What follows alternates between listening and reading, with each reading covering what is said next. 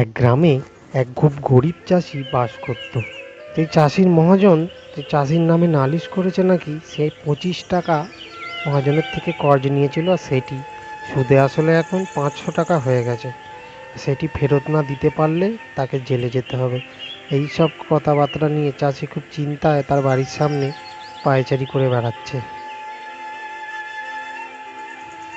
এমন সময় একজন উকিল সেই চাষির কাছে এসে তাকে বলল, তুমি যদি 100 টাকা আমায় দাও তাহলে আমি তোমার বাঁচবার উপায় করে দেবো।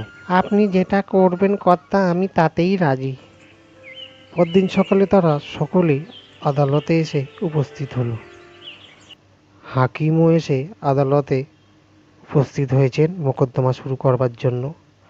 মহাজনের মস্ত উকিল চাষিকে জিজ্ঞাসা করলো, এই চাষি, তুমি নাকি 500 টাকা মহাজনের থেকে ধার নিয়ে তাকে দাওনি?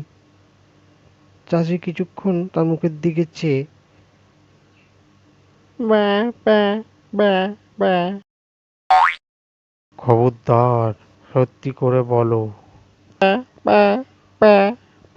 দেখেছেন হুজুর, চাষির বেয়াদবি দেখেছেন?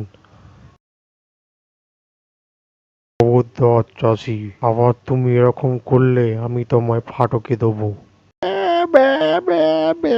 এই চাষি পাগল নাকি?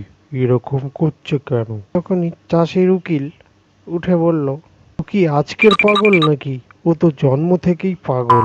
ওর কি কোনো কাণ্ডজ্ঞান আছে? আর এই মহাজন ওকে ঠকিয়ে ক্ষতেতে টিপসই নিয়ে নিয়েছে। কেউ নাকি টাকা ধার নিয়েছে তার থেকে। এবার আপনি বলুন। দুই উকিলের মধ্যে অমনি ঝগড়া বেঁধে গেল।